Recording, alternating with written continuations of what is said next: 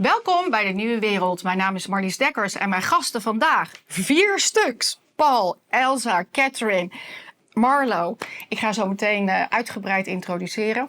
We gaan het hebben over vrijheid in de straat. Over ons vrijheid-geldsysteem, gemeente, onze directe omgeving en hoe kunnen we daar nou invloed op uitoefenen.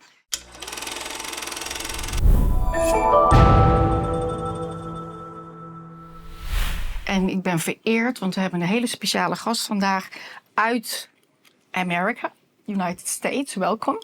Welcome, Catherine. So I go to introduce you. Marlo Oaks is the state treasurer of Utah. He has become known nationally for pushing back against the ESG-driven investment policy and for promoting sound money initiatives, including legalization that strengthens the role of gold, silver in the state financial system. Right? Yes. Okay. Elze van Hamelen.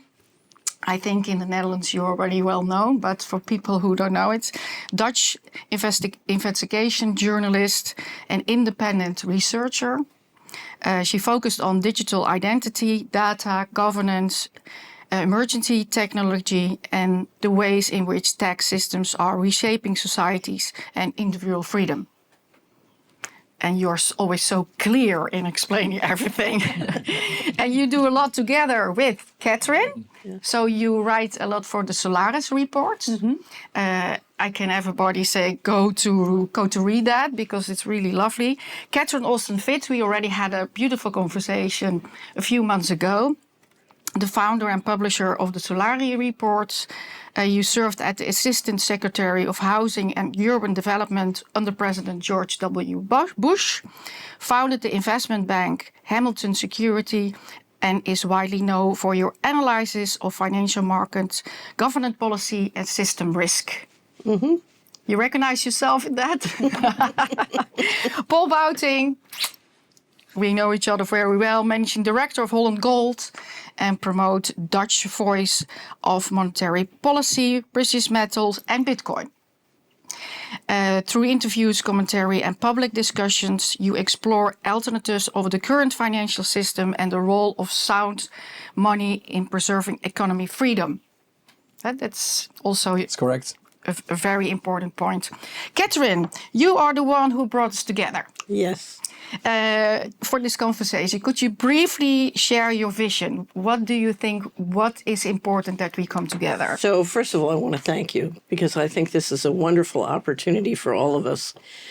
What inspired this was I discovered that Marlo and his wife were coming to the Netherlands, and they love the Netherlands. His wife did her mission here years ago, and they were coming, and it was an opportunity to introduce him to some of the sort of leading lights for economic and financial freedom here in the Netherlands.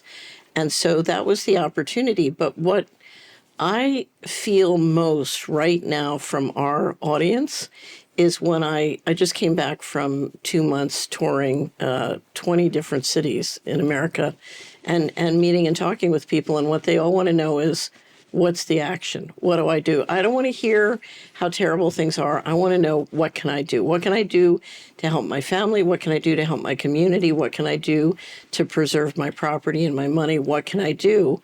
And then the next thing that happens is you realize there are many things you can do that are not going to be a good use of your time or going to be effective. And so Elsa had just written this marvelous piece for us about taking action locally. And she interviews a series of people who've been very effective. And so I thought, of all the people in the United States that I've seen be really effective at taking action at things that I would have thought were very difficult to do, Marlo always comes to mind. And I thought, Marlo has a gift for building collaboration across different groups to take effective action. So I thought, okay, Elsa's focused on taking effective action. Marlo is Paul. As a customer of Holland Gold, I have to tell you, they're very good at taking action. We're all friends with him. What will be the current situation with gold and silver? So I thought, perfect. Let's get people who are really good at taking action. You're a very successful entrepreneur. You know how to take effective action. And let's talk not just about what we need to do or taking action, but how to be effective doing it. So I thought, I just thought this was a group of people who have that in common. And it's a very unique skill these days. That's true. And a lot of people, also in the Netherlands, but I think you hear that when you travel all over the world, in the West especially, I want to leave. I want to leave the country. And you told me, that's perhaps not the way to go, because this is our country and there are possibilities here. Exactly. I wonder often, what are we going to do to stay? Because everyone wants to go to Paraguay or Eastern Europe or Portugal and then be self-sufficient in the middle of nowhere in a foreign country where they speak a foreign language. And then I think it's just not, it's inspiring to me to just to tend a vegetable garden. I want to do the work I do, and I want to be among the people that speak my language, that are part of my culture. So if I want to stay, what are we going to do to stay? And also, if you see what's happening, that's interesting, because I work with Catherine, but also here in the Netherlands, and you see that wherever you speak with people, they are faced with the same kind of policies, because many of the policies originate from the UN. So they're implementing the same policies everywhere. So where can I be most effective as acting against it? That's in my home country, where I know the system. Yeah, but it feels like I had a little bit the same, that you think, but there are so many rules and I have to pay so much taxes. And it doesn't work anymore. Energy prices are insane. So if you must transport logistic things, it feels like the whole system is collapsing from the West. So it's nice what you say, but it feels like, Yeah, but that's why we need to do something. And this is kind of tricky, because I've been advocating we have to focus at local politics. And people think, no, but everything is made up in Geneva, and this is being done in The Hague or in Washington. But there you cannot change something. Like, the lobby has too much power.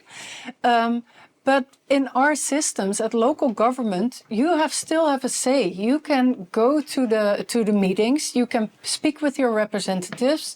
You can speak yourself. You can ask for documents. There are a lot of things that you can do. And what's interesting with these global policies, they're always implemented locally. That's where the rubber meets the road. So if that's where you can be active, that's where you can do something, and it appears small, but if all of us are just going to be active where you live, then it's going to be very, very hard for them to push through their policies. Yeah, you want to encourage us to restore democracy. Yes.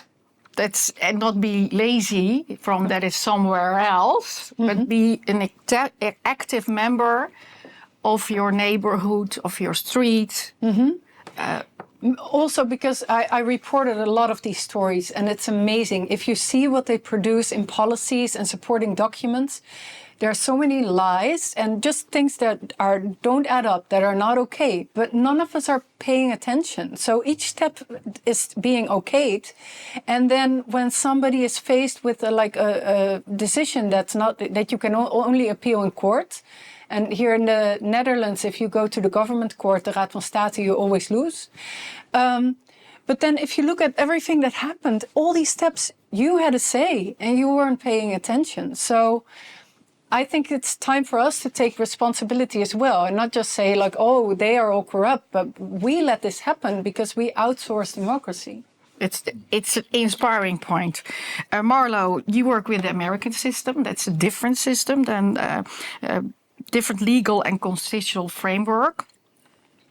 Yet many of the challenges we face seem remarkably similar on both sides of the Atlantic. And you have been a strong advocate of individual freedom.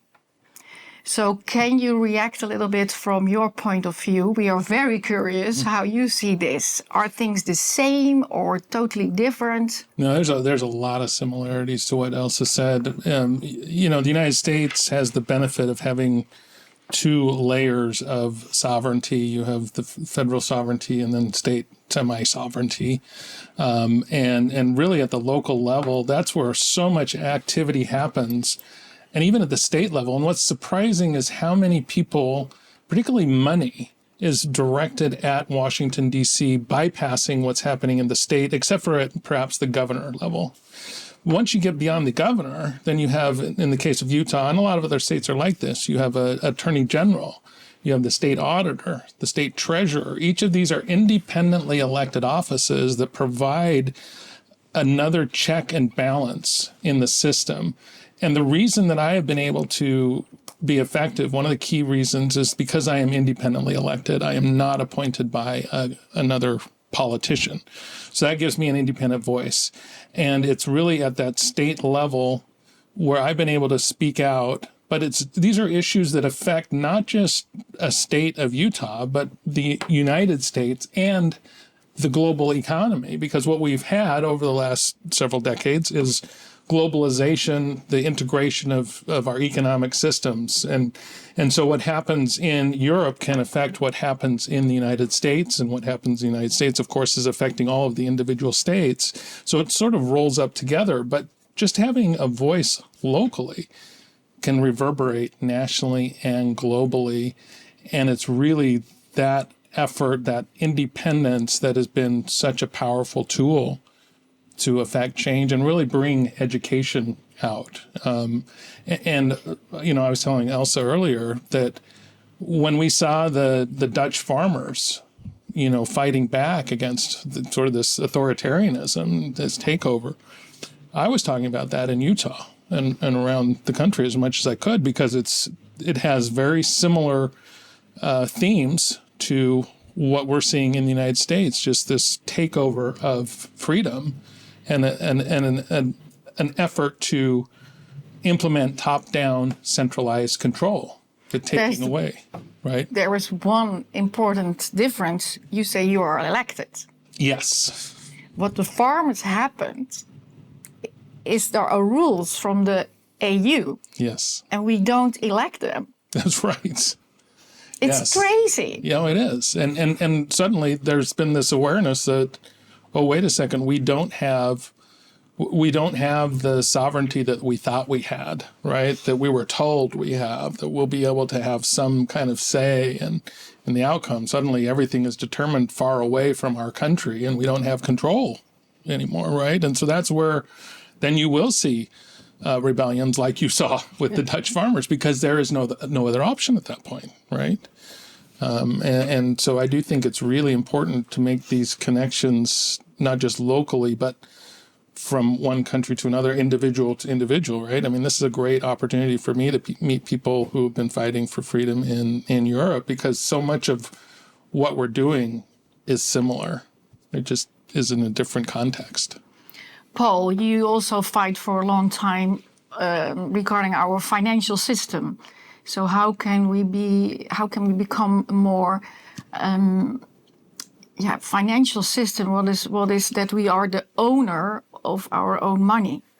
Yeah, I really like the pursuit of liberty that Americans, of course, care deeply about. And in Holland, it's we have that also. We have that. I mean, we used to be very independent, of course. We ruled the world in the 17th century, but it seems like a lot of Dutch people have sort of accepted the fact that we're now ruled by Brussels. Instead, we should get power back to The Hague and to our local communities. But I believe that in order to have a proper functioning economic system with a lot of liberty, you also need to address the monetary system, because it's like it's the blood that runs through the economy. And if the money is corrupted, then the economy is corrupted. And that's why I also follow Catherine for so long, because with everything Solari does, the monetary system is always a very important aspect, building block of what they're doing. So for years now, I've been looking into the financial system. What can we do to make it better? And then I've learned that a hard money system is actually something that we could profit from because it leads to less corruption, less waste, and all of that. But the question is how to get there. And I'm very much open-minded to all sorts of solutions. But the first step for Holland would be is to get out of the euro. And that's a very controversial take still to have, especially now in Europe when there's wars around us and there's this tendency for Europeans to, at least for the politicians, to emphasize that we should all unite. But I mean, people should unite. But when it comes to monetary policy, you need to make sure that you have a monetary policy that works for your people. And what we have in the euro is just not the right solution for Holland. So the first step will be to go to a local currency, ideally as hard as we can, perhaps reintroducing a sort of a formal gold backing, but at least let's step by step take back control. And the first step would be for Holland to leave the eurozone, and perhaps together with a few other countries who are similar to us when it comes to culture, how we run our budget and all of that. But we need to take action there. That's for me like where the rubber meets the road, is to understand that.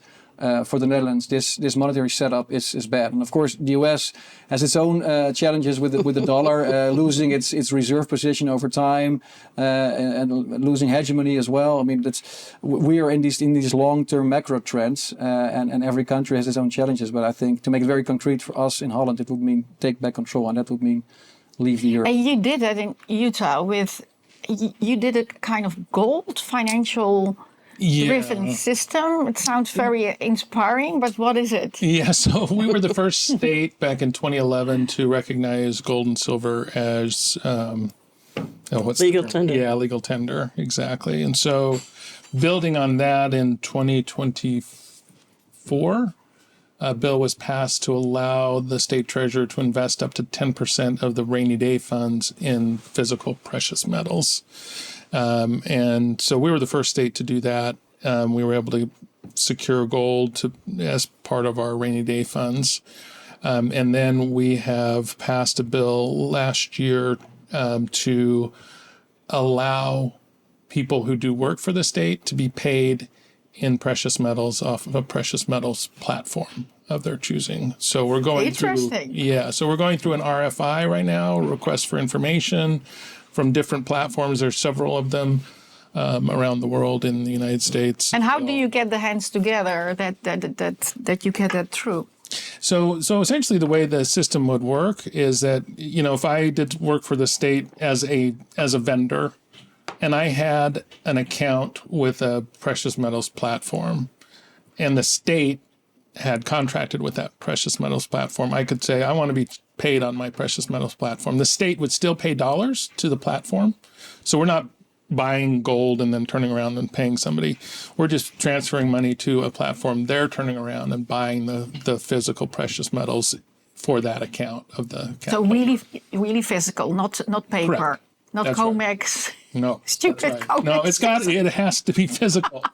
and this is one of the interesting recognitions in the markets, right? Is the difference between paper gold versus physical gold. And the market's really a very big difference, but nobody really recognized that until just the last couple of years, when there's been such an interest from central banks around the world to acquire physical precious metals. And suddenly you saw this disconnect in the paper markets, the futures markets, right? And so it's been very interesting to watch those precious metals markets. John knows a lot about that, I'm sure. Yeah, I've had quite a few people approaching me over the years, pointing me to Utah and also to you personally. Like last year, one of my customers also said, you have to look into Marlo because what he's doing at the state level is... We're watching you. Yeah, right? But Catherine, that's also a point from you, huh? that the money system is not healthy. Yeah, so there are two things going on. We see the central bankers using digital technology to try and take more control, even complete control of fiscal policy, when in fact, Paul's right, the problem is the monetary policy isn't sound. So in a sense, their effort to overtake fiscal policy is putting everything back up and saying, how do we want the monetary policy to work? How do we want the fiscal policy to work? You can't solve one without solving the other. And if you look at the monetary policy, the reality is too much is secret, but it's debt-based. And so the debt basing causes tremendous problems. One of the problems that you see at a state level, there's a wonderful representative in Idaho who once said to me, he said, every year we send $1 to Washington and then we get $1.19 back.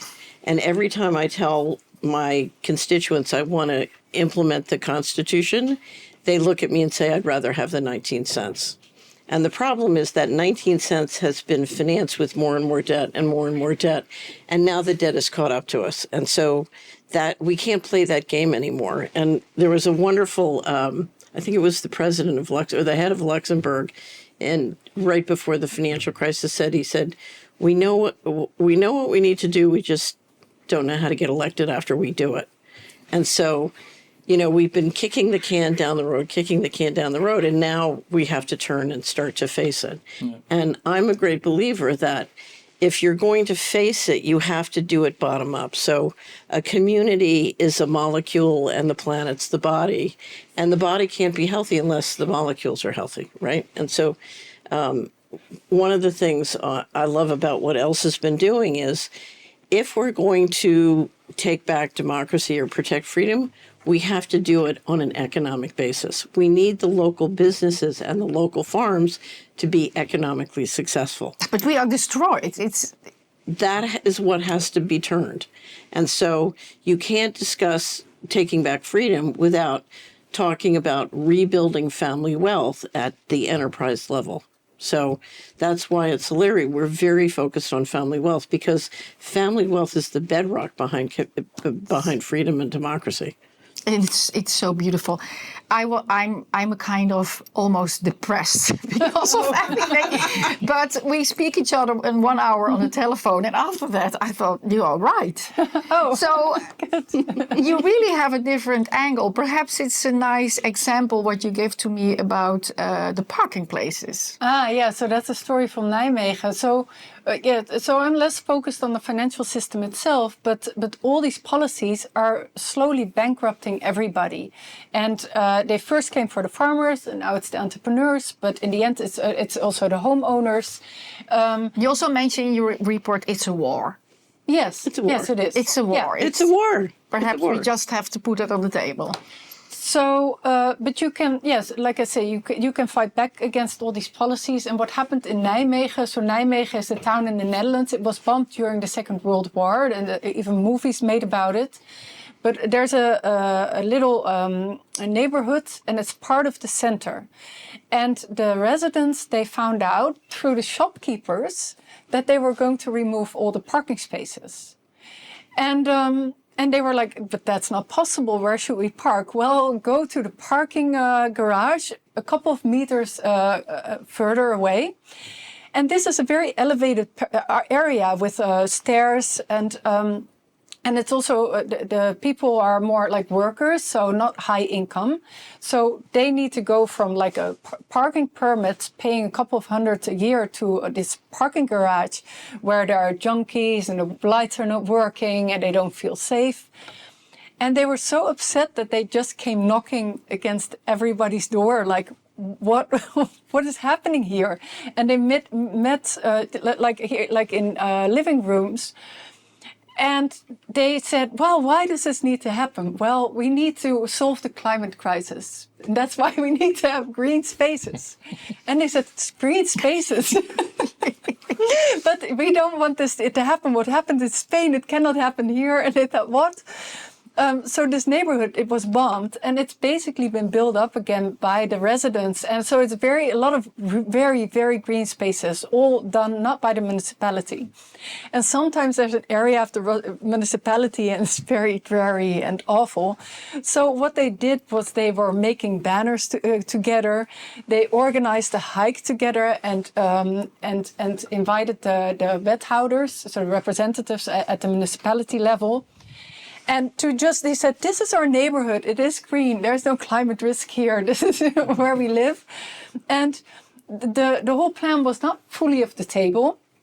But in the end, it got so heated, the debate, that they said, well, you can keep your parking spaces. We won't remove them. And what I liked about it as well is, that since COVID, there's been much polarization on all these different issues. And so I was speaking to a lady and she said, yes, this is very difficult in general in society, but when you meet each other at the kitchen table, then you can have a decent conversation. So I thought, that is how we're going to solve this. So it gives back also community because you have a shared problem, and then you can make a fist, and even if it's about a relatively small issue like a car space, a parking space, you can fight against it. Huh? That is your point. Well, and it seems like a small issue, but I think a lot of people care about their parking spaces. Yes, of course, you have to. Yes. Oh, but here's the thing. If you look at how this is implemented, it's thousands of what you would think are little things. And you win the war by winning the majority of those thousands of little things. And when you look at what happened on the parking spaces, you build relationships of trust. And that's the platform with which you take on the next one and the next one. You build community again. Exactly. But it's a kind of full-time job. How is that by you? Because that's, you work, you have your children, you want to party. and then you have, what is the government doing? What is it? You're also so stressed because you have to be always pay attention. And the Netherlands are more like, we relax, we want to buy, we want to do lovely things.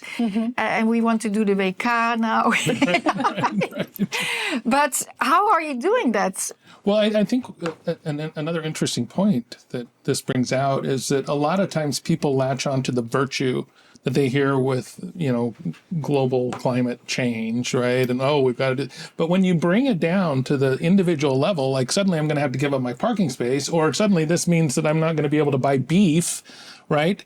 People go, wait, what are you talking about, right? There's a complete disconnect between what is it, the kind of this higher level concept of global warming or climate change and what they actually mean to implement at the local level. And that's where we bring coalitions together, because suddenly this is impacting everybody and how they live their life. And it becomes a very real human issue as opposed to a left or a right or a conservative, liberal, Democrat, right?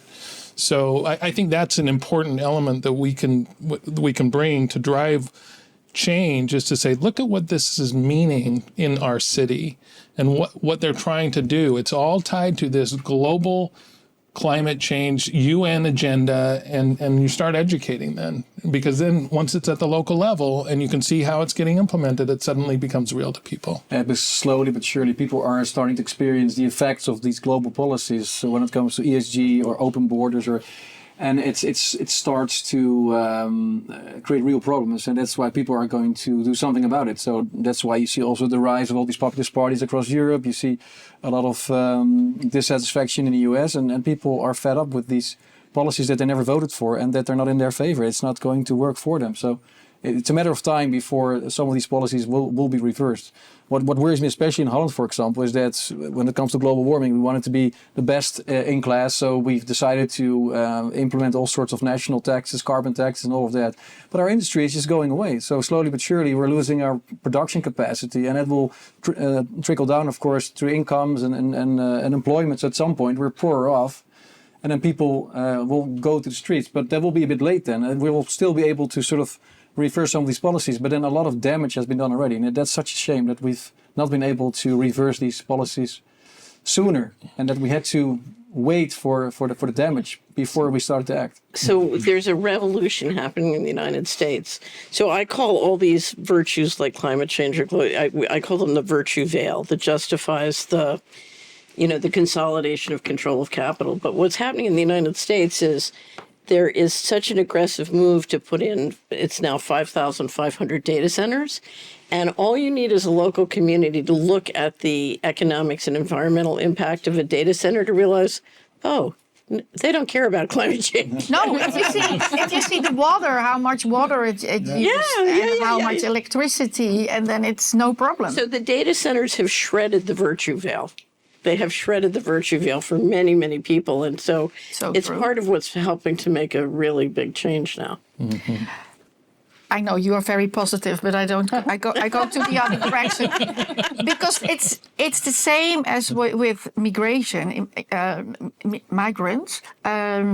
With climate change, if you say something that you don't like it, then you kind of, what do you want? You want to have clean environment. You want to have healthy water. You want to have healthy trees. So it's not allowed to say that. Are we starting in Europe with this way of thinking, or are you start there in the States with this way of thinking? In terms of that it's not allowed to think that if you say I don't want these rules, then you are kind of a bad person. Because it's you must be for climate change. Yeah. No, and it doesn't matter what the consequences are. Well, and I think one of the benefits that we've had in the United States is the First Amendment. That has been sacrosanct for so long, and that's why it's under attack today like it has never been before, particularly during COVID. Edward R. Murrow said, the right to be wrong is the first right that went away in every authoritative effort to implement authoritarianism. That right to be wrong is really what has driven conversation in America for so long, and why it's so dangerous that people use those kinds of tactics. And for me, I try to emphasize to people that if you and I are focused on pursuing the truth, we may have different viewpoints, but we can have a very productive conversation. But as soon as people start going down the road of, conspiracy theory, or trying to label the conversation to shame people, that destroys dialogue, and that destroys our ability to find the best solutions for society. And I think we've got to focus on that in our conversations. There's an effort, and it started actually in my state, Disagree Better. This idea that you have to have all these rules around how we talk so that we're not offending each other, right? And I say, look, the easiest thing to do is just focus on pursuing the truth. If you focus on pursuing the truth, all of that goes away. We can have a conversation and we can be very heated, but it's not personal because we're just trying to find the best outcome. That's just fundamental, right? We have to protect that way and that commitment to the truth so that we can come up with the best but this is exactly the problem. You can see the truth from a lot of angles. Well, we can disagree. Yeah, okay. Right? We can disagree, but it's in that pursuit of truth that people who are really interested in the truth latch on to what is really true, right? That the climate agenda was never about the climate. It was about, according to AOC in Congress, AOC's chief of staff in 2019, she's a congresswoman from New York. Her chief of staff said the Green New Deal was never about the environment, is how do you change the economic system in the United States? And the UN has said the same thing. I mean, this effort on climate, one of the headlines I saw was, climate change cannot be addressed through capitalism. Well, okay, you have the most powerful economic system that has generated the most wealth. How are you going to solve climate change any other way but through capitalism, right? That completely exposes the playbook. You're now going to use authoritarianism to solve climate change, which is not solving climate change, it's authoritarianism, right? And so it's just a power grab. Exactly, that's right. And so when we are speaking the truth, that cuts through so much of the noise that is being foisted on people. The virtue veil, right, is being shredded by the data center issue, right? Again, it's that pursuit of truth that will ultimately bring people around to fighting what is being foisted on us. Well, so I think that's very important, but they've been very effective in when you speak the truth to label you as a psychological case. Yeah. And what I find, it is also helpful to be strategic. So what we just talked about, to make it very concrete. Do you realize that the city plans say that within 20 years there can be no cars anymore in the whole city? You won't be allowed to own your car. So make it concrete, that's one. And the other one I find is shifting debates. Because they've done something interesting with the meaning of words. It's become very manipulative. For example, if you criticize the nitrogen debate here, they say like, well, are you against nature? But nature is being destroyed. So That's what I my mean. God, you're an anti-environmentalist. But if you look at what is our nature policy? Well, it's interesting. It has a history. We signed the UN Biodiversity Convention, and I know that's wreaking a lot of havoc in the US as well. And the EU adopts all these goals, and we adopt these goals as well. But what is the ideology, and it's not really science behind that, is that they say, well, to protect nature, it needs to be separate from people, so you can have no human activity. And it's like, what is nature? Well, we have to go back to pristine wilderness. It's like, what is pristine wilderness? Well, that was some state of nature when there were no people, which is not really there. And then in the Netherlands, they say, well, that's about 100 years ago, half of the country was a swamp. So we would like to restore all the marshes by raising the groundwater tables. And then like, well, but fertile soil, that's an issue because all these swamps that was not fertile at all. So we need to scrape off all the fertile topsoil to restore nature. It's so crazy. It's suicidal. No, but what I want to say with this is what passes for our environmental policy currently, it's environmental destruction. And this is not taking care of nature. And I think we need to make clear that when they say we need to protect nature, it's like, no, this is a very insane technocratic, bureaucratic model that has nothing to do with taking care of nature. Real nature is stewardship. It's man and nature going together, taking care of the land in a responsible way. So then we stop discussing nitrogen, but it's like, what is nature and how do we relate to nature? And so I think on a lot of these topics, if you want to debate climate science, you're immediately in polarization, but you have to find that angle where you think, okay, here I want to shift the debate. And with nature, I think we need to talk about like what nature means. And with climate change, it's very clear that, so I wrote this report on wind turbines, and the goal of the report was something completely else. But when I finished it, I thought, oh, the only thing that you're going to achieve with this policy is deindustrialization. Yeah. That's the end. So I think in a lot of these, you have to think very strategically, like what's the angle where can shift the debate to get out of this polarization. Yeah, but you must get your temper so If you, so down because you must think you can keep your head cool, but if it's your family money or it's your company and you see it destroyed, or it feels so unfair that you difficult to think very rational, that you think, okay, I must give good arguments and then start to talk with them. So war isn't fair. And so part of this is changing your attitude to say, okay, I'm in a war, how do I play to win? And one of the things that if you go back through history, one of the things that you find is that the most successful revolutions are nonviolent. And one of the reasons is because everybody can participate, whereas if it's violent, only big guys like you can participate. And so it's very inclusive, but it only takes 5 or 10%. And part of shifting this is cultural.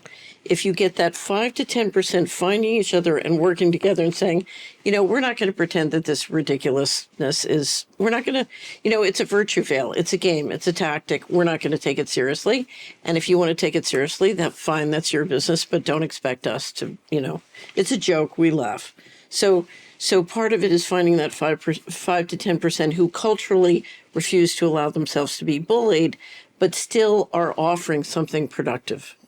And yeah, I agree. It's like in my case, for example, I may be very against the euro, for example, but I also know if you're being strategic, let's at least then look at how can we already build an alternative parallel to the euro. So we'll keep the euro afloat, but then we can build something because no one can be against building an alternative because everyone is in favor of having a proper insurance in place, right? So even people who believe in the euro, they also must see that there's some possible threats. And if you build a parallel system, even though maybe Brussels or Frankfurt on paper don't allow that, you can still do it in a smart way. And then at least you have a backup system that everyone should endorse, because there's nothing wrong with having an insurance policy in place. And then you have something that you can find sort of common approval for. Paul, in the Netherlands, box 3. Yeah, but it doesn't. That's apart from the fiscal situation, you can still build, for example, a parallel guilder, for example, and you can already have banks update their systems that in case something would go wrong with the euro, and that's something is of course it's not difficult to imagine how something could go wrong whenever there's a next sovereign debt crisis like we had before with the euro crisis. And if you look at debt levels, it's inevitable that something like that will pop up again. And then to have something in place, to have the banks already lined up, the payment processors, to have people already in their minds get used to dual pricing, for example, just like we had when we moved from the guilder to the euro. We could sort of reverse that process and already prepare hearts and minds and set up the infrastructure. In that case, you're not undermining the euro per se, but you're just building something for what comes after. And that's, you would assume that everyone would be in favor of something like that. Yeah, I know, but you also know that we feel like they're hunting on us. And so if you have some money saved, then they tax that, or if you go buy shares, then it goes to box 3. If you have that private, your own house, that's something. Oh really, yeah, they'll tax the hell out of you. Really something from the Dutch. They save in their own house, buying their own house, and now also perhaps it's going to box 3. So you feel hunted. So like if you think, okay, I have an alternative. If they do that, I have that alternative. But they are everywhere. Yeah, but there's private alternatives, and you could also work on a local alternative, like Utah, for example, having set up a rainy day fund in precious metals, or making it possible for state vendors to be paid in metal. There are all sorts of things you can do on an individual level. And yes, they're going to tax the hell out of you over the coming years, because these debt levels are unsustainable and they need to fund the wars, the climate change, all of that. But in the meantime, you can build alternatives like Elze is doing. You see positive things. Yeah. Yeah, well, what I hear, so I spoke to someone, and have you heard of the villa tax? So if you have a very expensive house, it's like he paid 40,000 a year in extra taxes on his house. And this is villa tax in the Netherlands, and That's new for me. yes, it was under Rutte implemented, and he just did it. And I said, that's almost like a median income. Do you realize that? And yeah, he had it. So, and then I thought it's so odd, because this was in Bloemendaal, and I saw all the other houses there. I thought, all your neighbors are paying this, and you're not organizing. You see it as an individual problem, and you cannot. So I think there are a lot of more opportunities for us to see some things as collective problems, not things that we need to fight individually. And when you see it as a collective problem, then you can be way more effective in pushing back. So That's totally true, but that's a lot of shame that it's not allowed to say that, and that is also why we don't find each other. How are you doing that? And let me get back to what Elze mentioned, because I think it's really important. Language. So in Chinese, there's a saying called a chicken and a duck talking. So you think you're speaking the same language, but you're not. You're speaking past each other, right? And so like ESG, the E part of environmental social governance, people think, oh, that means pollution. Well, maybe initially it was about pollution, but then it becomes about not investing in oil and gas production, which has a very different implication for society, right? So we often don't understand the terms that are being used because the terms are changing, right? Corrupted. Yeah. They're being corrupted, exactly. And so that's one of the key elements here when we do have discussions, is really to define what language are we speaking. Am I speaking to a duck as a duck, or am I speaking to a duck as a chicken? But I knew you speak Cantonese, but I didn't know. that's why it's so difficult to speak about the truth. Yes, because we often think we're saying the same thing, but we're not. We're speaking very different languages. And that's been on purpose, this corruption of the language. And so we have to recognize that and draw that out in the initial conversation. Okay, what do you mean by environmental, right? Or what do you mean by climate change? And then we can translate it to, okay, well, this is how it's playing out. Is that what you meant? Is that what you thought, when you wanted to fight climate change, that it meant giving up your, yard and not eating beef and So it's really at that fundamental level when it really clicks in and says, okay, I didn't realize that this is what it meant. And like with the word inflation, it used to be inflation meant the expansion of the monetary supply, and now it's price inflation is what we call inflation. And then it feels to people like it's like a natural phenomenon. It's just a price they just go up. It's like gravity, it's normal. right? No, it's an effect of the real inflation taking place, the expansion of the monetary system. It's, but that word we've lost. We cannot win that word back again. But if I understand that well, because you have the states and people, for example, from Los Angeles now go to Texas or Utah because they want to live in a more state where they have more freedom. And for Los Angeles, it's killing of the rules. If you want to rebuild or build a house, I think it costs you 10 years because of all the rules. And they are so strict on everything. And Utah is much more free, so we don't have that. There's some competition between European states, for example. Like Ireland has lower corporate tax, and so even though we have a union, there's a lot of local differences. But for some reason, Holland, they always want to comply with the Brussels. Well, most other EU countries, they just do whatever they want to do. And that's one of the problems we have here. We are way too compliant with Brussels, and that's maybe you're too close to Brussels. Maybe that's I guess we have this sort of, we still see us as a grand nation that has a lot of influence in the world, and that's, I guess, we want to be a guide nation. We want to be best in class, but we should start thinking about ourselves and our families and our economy instead of just following these rules that are detrimental to our well-being. Yeah, in Dutch, we must be proud that we are gidsland. So we are the guide country. We are the first, but we are so small. So our rules here for the farmers, for everybody, is more strict. But in the States, they really go to change. They move.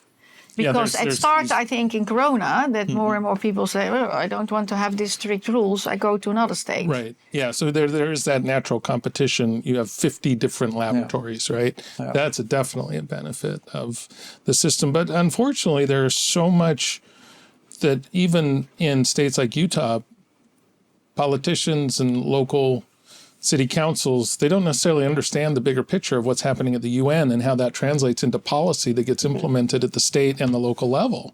It's really shocking, actually. And in fact, I've heard people say within the legislature, you can't use the term UN. You can't say sustainable development goals, right? It's like, why? Right? That's what I say. I don't understand. I don't get it. But what is their answer?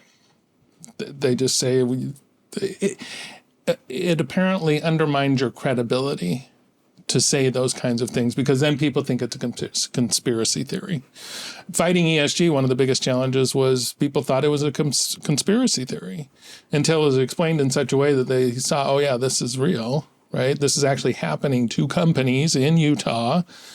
Once you make it real at the local level, then it becomes much easier to fight and to connect it to the higher agenda that people maybe don't want to talk about because it feels so distant, so far away, so global. Yeah, perhaps because not everybody has a company who listen now to this podcast know what ESG is. So for me, my company, I also feel it as a burden, but perhaps you can explain a little bit and how that go into the system. Yeah, so I had a friend of mine send me a text. He a very small business in Utah, technology company, and he got a text from one of their investors, a global investor, asking him all these questions about ESG. It was like a survey, and it was asking about the engineers, and were 50% of them in underrepresented classes, and if not, did they have a plan to fire a certain amount and hire those who are in the proper class? Do you have a plan to reduce your carbon footprint on your airline travel? Do you have a plan on the electricity that you're using in the company? I mean, this is a small business that's just trying to survive. Yeah. And now you have your investor that's providing capital so that you can survive, suddenly demanding things that are not relevant to the survival of your company. That's all based on ESG. That's what we're talking about, the misallocation of capital that will destroy a company because you're not focused on making a profit, which, by the way, serves society. We don't have progress through business if we don't make profit. That is how we serve society and the benefit of the products and services that businesses provide, right? So we have somehow decided that businesses have to pay back because they are extracting value from society because the goods and services that they're providing isn't somehow beneficial to society, right? That is a complete misnomer. So we have to get over that first. But then when we're talking about capital coming in and demanding businesses act certain ways that is not in the financial best interest of the business or the shareholders, that's the misallocation of capital. And it is what ultimately sank the Soviet Union, because the misallocation of capital that destroyed their country. Right. That is what we're talking about. I mean, it's very serious. So it's very, you also speak, for example, by Tucker Carlson and by Glenn Beck. Yeah. So it's a big topic for you. You're Yes. very, very well known. But here in the Netherlands, it's also, for example, in our pension funds. Yeah, it's like our main pension funds. They have also been misallocating capital for many years because they had to comply also with the ESG rules, and that meant that they would have a lower return on investment for their members. Yes, and slowly really but surely, these serious. members are also waking up. Like it's that they haven't been indexed for many years. They are going to get less out of that pension funds because of stupid ESG decisions. well, look at the price of electricity, right? Yeah. Because you're paying more for oil and gas that's being imported, or right, you're like in Germany, shutting down the nuclear power and destroying the coal-fired power, right? You're talking about the destruction of economic activity and ultimately passing the costs on to society that makes Europe uncompetitive globally. That is very serious from a national security perspective. It's not just economic. No, it borders the criminal, because if you basically deny your own citizens the right to have a productive and free life, and in the end, our society benefits from what you're saying, free markets and giving entrepreneurs the freedom to operate. Of course, rules are important, but it's and completely overboard with these ESG norms. Like you said, the forms that entrepreneurs have to fill in, especially the bigger you get, the more forms you have to fill in. But you have to track carbon of all your footprints from your cars. Footprints. You have to basically justify and explain everything you're doing in order to prove that you're not contributing to climate change. It's you're not guilty. Yeah, it's as if you are an enemy to society because you are operating to try and provide a good or service to Because society. you're an entrepreneur. I think these are all the rationalizations. I look at this very differently. It's a war. And you have a group of people who are trying to centralize control of capital. They're using the virtue veil to do it. And we have to take the game seriously, but we don't have to take the excuse seriously. I mean, the virtue veil, there's no virtue behind the virtue veil. If anything, I would describe some of what's behind the virtue veil as psychopathy. So, but we have to figure out the virtue veil is what it is. How do we play to win? But Catherine, you have also your own bank. How cool is that? But normally a bank, if you want to have a loan, you get, how is your EBITDA? And what is your plan? That are the two things what is important. And is there a good management? Now, they first ask the ESG. So even if your EBITDA is, but if you do all the good things, or if your EBITDA is really very good, but the ESG rules are not on point, then they don't give you a loan. Okay, so I'm going to be a bad guy about this, okay? Because to me, there's always a way. So I was in Bible class many, many years ago, and there were 3 women in the class. We were talking, and I always get people to talk about their money. So I discovered that one woman was financing her small business with a credit card, and she was paying 24% interest. The second woman, and she was paying it to a big New York bank.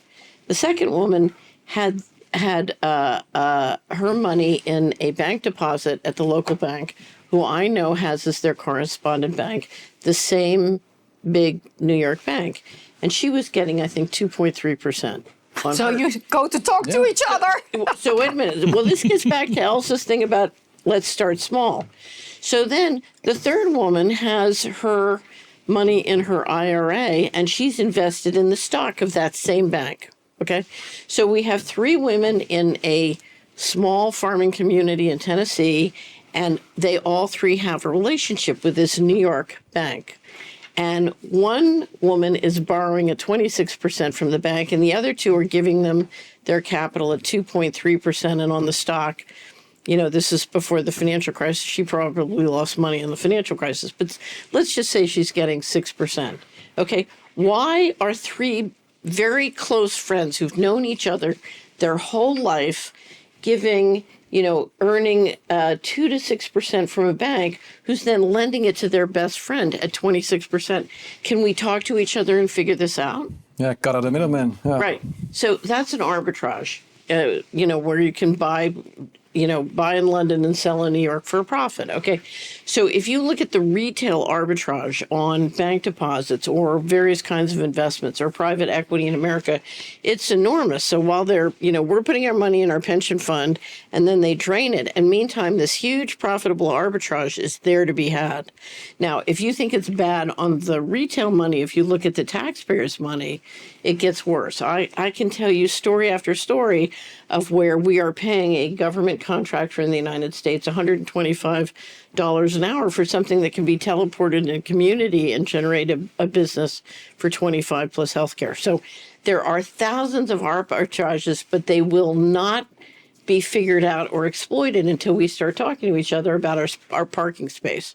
Because the next thing after you start trusting each other about the parking space, then you start talking about what are you paying on your credit card, and then you go from there. You have a point. In the last weeks that my daddy lives, I asked him, how did you do that with the mortgage? When do you remember that when you were young? And then he said, I said, were there already banks? Did you get a loan from a bank at that moment, a mortgage? And he said, no. As a boy, I remember with an envelope I had to run to another street because they rent the money out to us, and I have to give the cash to that person. Mm-hmm. And I found envelopes that they just write on the envelope from, pay back 500 gulden. And you know the history of the Netherlands on that area very well. So I think we did that. Yeah, but it's like Catherine says, especially now also with technology available, you can more easily within your network fund things. Like, for example, 2 years ago, we bought a company and we funded it with our own money, and that's of some of our customers who are on board with us, and they love what we do and how we expand. So we made use of that, and there's just so much of that available. And also within groups, if we set up the right infrastructure, you can do that. Peer-to-peer lending is definitely a way forward in order to avoid some of these banks, especially in Holland. We only have a few big banks, so they basically they can decide the rates amongst themselves implicitly or explicitly. And at least in the US, you have many community banks still, which I know is something that Catherine also. Yeah, so we still have over 4,000 banks, and Marlo amazing, has been working on how to sort of encourage and protect the local banks, because the more banks you have, the more growth you have with no inflation, and so. You know, it's very consolidated here in the Netherlands, and in the long run, if you can create a lot more banks, you're much better off. Yeah, and that's Richard Werner. It's someone who also works there with Solari, and Marlo also knows him. He worries about the fact that, for example, in Germany, you used to have thousands of banks too, but the amount is shrinking every day, and you may end up in the end with just the ECB left providing a digital euro, and then we're all stuck within one control money system, and that's something we have to be aware of, that's potentially a direction that we're taking. So Richard went back when he looked at the whole German banking, and what he discovered was there were so many local banks who were financing family-owned companies, and that is what built the export juggernaut. You know, we think of it as BMW or Volkswagen, but no, there were all these small banks financing small family firms that grow to medium-sized firm that were just doing incredible exports. And you get growth with no inflation instead of asset bubbles, which is what we get now. We get in the Netherlands well more and more a sort of crossover, like NL Invest. That's more crowdfunding. That's a new way. Just 5 or 10 years we have Becoming it now. bigger, yeah. That's a good thing. Yeah. So there are initiatives who are popping up now. So I have to bring up, because I love this idea. One of the things you see in America, the way we get tricked, is we don't know about it until it's too late. So we don't have time to turn the aircraft carrier because we're already up at the iceberg. So one of the things Elze recommends in her latest piece, you know, we used to have local community papers, but they're gone. She recommends that everybody to get together, like the local business people, and everybody puts up a small amount per month and pays one researcher reporter to wander around to all the different, look at the city council meeting, look at the meetings. Marlo you should tell them about Citizens Portal, which is another great idea. But get that intelligence network warning you what the other, what the enemy is up to, and using that as an early warning system so that you know what's coming down and you know how to deal with it. So I don't know how you came onto that one, but I thought it was a great idea. There's a policy cycle. So there's the point when something gets at the agenda. And I noticed with so many stories where I reported on was that the decision had been 8 years in the making. And people think like, oh, what's happening now? And it's too late. And I thought, but here it gets on the agenda. And it first gets on a committee agenda and it's being talked about. And then there are votes and then there are reports and there are more votes. And I thought, why are we just responding there and not here? But what I also see is that there are very, very few people keeping an eye on this. And if they do, they're burning out because they're doing it next to their work or next to their family. So I thought, if you really want to do this, you need to start financing somebody who will do this for you. And they will send out a newsletter keeping you up to date. But they will also say like, well, now you have to come to this committee meeting and we need 100 people speaking at this meeting and giving their comments or sending in their written comments. And I think if we do that, then there's much more awareness of what's happening. But there's also awareness at a time where you still can shift these decisions. Yeah. But I guess with the rise of AI, you could also build something like a bot who would go through all these minutes, who would go through all these policy changes, and then you would have something, and you wake up, and then there's your digest. Okay, this is what's going to affect you within 5 years, within 4 years, 3 years. Like so, Marlo's going to tell you about it. There's a bunch of guys in Utah who've done this. Okay, yeah. So Citizen Portal, started by Paul Allen, who started Ancestry.com. They basically have recordings of all of the public meetings throughout the country. And then it's using AI, it distills all that information and you can search and you can actually put together search terms that you're interested in. So if you're interested in ESG and where it's being talked about or whatever the issue is, right? And you can kind of zero in on your local area. So that's a great way to distill a lot of information quickly and figure out what is happening. And it would be great to then have somebody on top of that, take that information and distribute it locally. So using their own weapons against them in a way, right? Exactly. Yeah. Is in Utah, is there an active community, what Elze said, who are at... take time to look in that and really fight to that. Yes, there's a lot of sort of individual, that call them patriots, right, that are tracking different issues in different communities all across the state and informing people.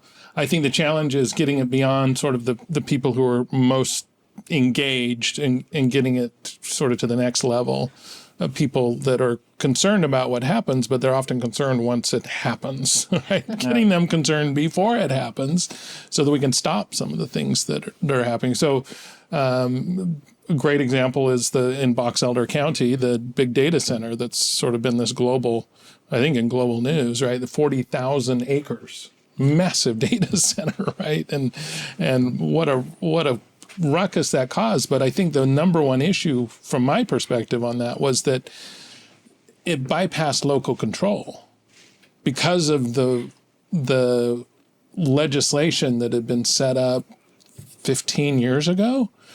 This entity that could just dictate what would happen locally and forget the local people, right? I think that to me was the number one issue that really caused problems. And those are the kinds of things that have really galvanized people on the left and the right, just citizens in general, to say, hey, what is going on? And there is more talk now between sort of conservative and liberal people to say, we want to get rid of corruption. We want to get rid of, right, some of these efforts to exercise control over land and resources, water, whatever, right, because of the way that legislation has been set up to empower very few people, make them very powerful to make decisions that impact people locally. Now people are coming together and saying, we have to reverse this. These are things that cut across political boundaries and are just fundamental to how we as a society operate. Beautiful. And what would you say is the single biggest threat Utah faces at the moment? Boy, that's a good question. I think one of the biggest threats, honestly, is just the effort to centralize control like we see globally, right? It's this effort to bypass local control. It's these regional bodies that are not elected, that have been formed to work on different issues that are not accountable to, voters. We see this in a lot of different ways. And I think people need to wake up to what that means, because suddenly now you don't have control over what's happening in your backyard, and people can take land or whatever resource they want because it has been legalized.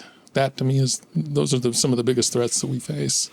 Catherine, you live also in the Netherlands and in your own country. And I know you love the Dutch. Mm-hmm. But if I hear this story, then are the Netherlands more naive, or are you saying, no, the Americans are also naive, that to be aware that this is happening? Because if I hear this, then I know this now for years and years and years. And every time I feel that, I think, but why do they want to be so rude to us? And why is it war? So every time I don't believe it, that the system really want to destroy us. I can't get it in my mind. Is that a naive of the Netherlands? Having worked at the top of Wall Street in Washington, I have no problem getting that in my mind. And, part of it is, I spend so much time in the room, but the other part of it is I love math. I love mathematics.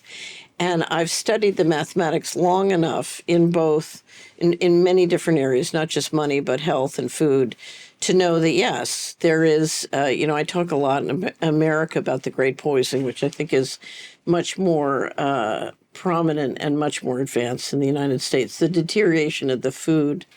My Dutch partner here always says I have rose-colored glasses when it comes to the Netherlands. But if you look at the deterioration of the food in the United States and how wonderful the food still is in the Netherlands, there's a big, big difference. So once you see the policies in America on all these different things, and by mapping them out mathematically, you have to look at the reality and you realize, it is war.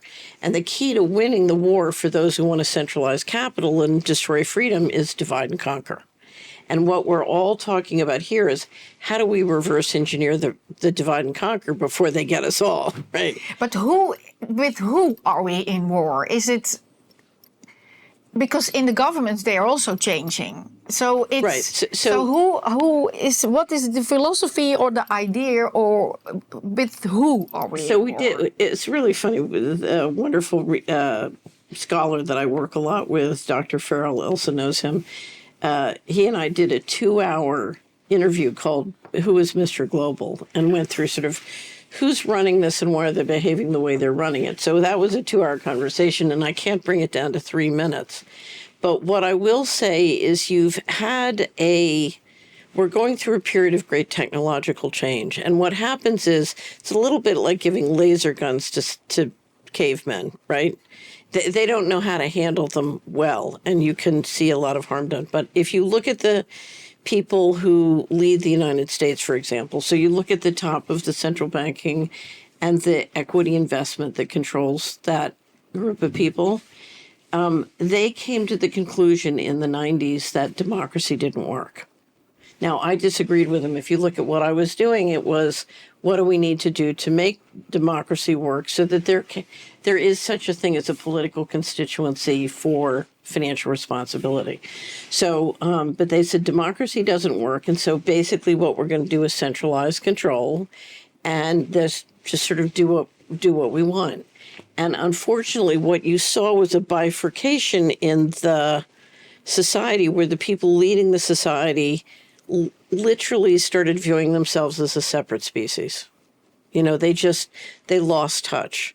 And it's remarkable because I often go back and forth between the different groups, and it's astonishing how ignorant everybody is of the other. You know, there's this real breakdown in communication because wherever you go, you know, at all levels of society, the corrupt are very present.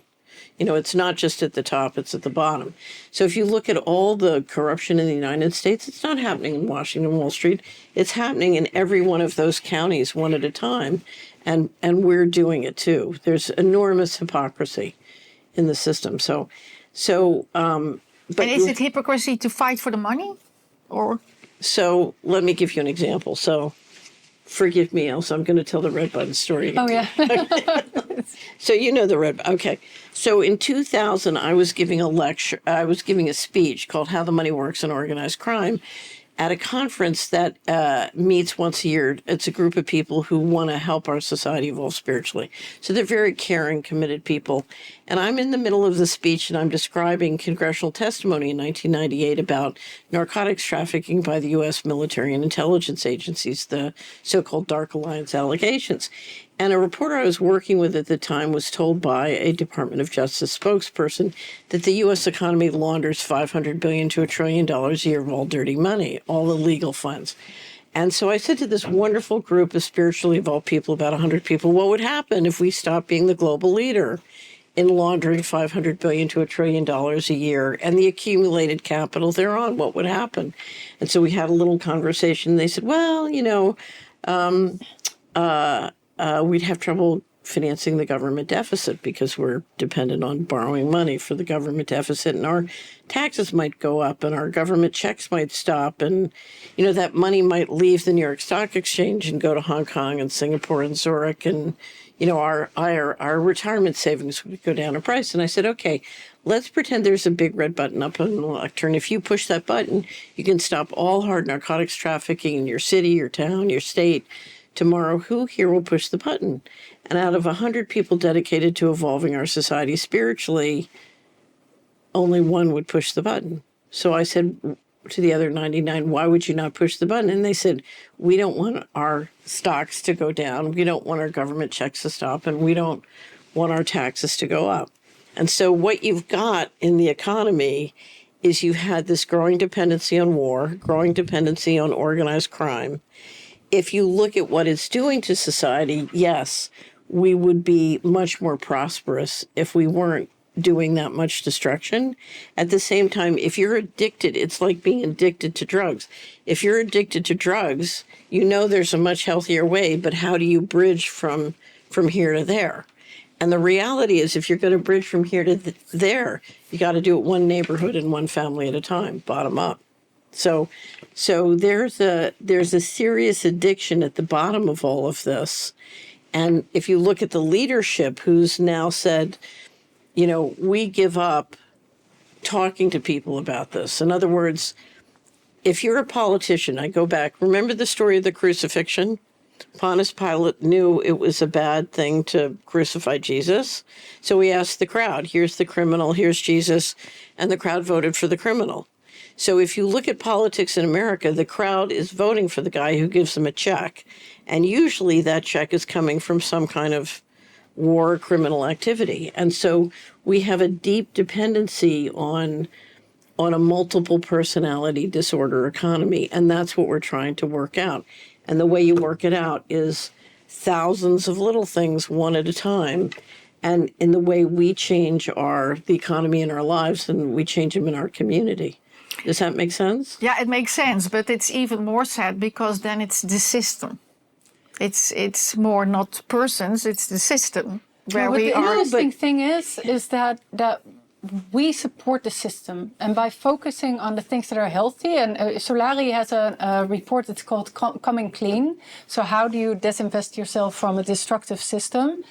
Then you start building the culture, you start building relationships again, and that is going to cause a shift eventually. Because I think now, like if you look just at the system, and I reported on all these UN policies, we're not in a time yet where you can do systems change. You just get absorbed and it spits you out.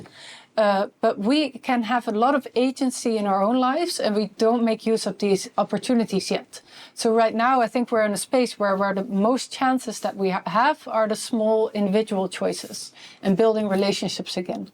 Yeah. But you have to get into the money, because those 3 women were earning, say 4.5%. And spending 26%. And where I come from, we call that a 2,000 basis point arbitrage. That is a huge profit opportunity. And I see thousands of those profit opportunities every day. I mean, look at the people who bought gold 10, 15 years ago. Are they doing better than the ones who didn't? Sure. Yeah. Exactly. A lot. And that's why it's so important when you look at how we win the war, it has to be economic. One of my favorite quotes, Marlo keeps hearing it, H.L. Hunt used to say, if this country is worth saving, it's worth saving at a profit. Because if you can save it at a profit, then you can do it. A profit means that you are providing something to a customer who values it, and it's expressing that value add. I mean, great customers is what makes a great company. Yeah. Right. Totally true. Right. So the last question for you, how do you look to Europe?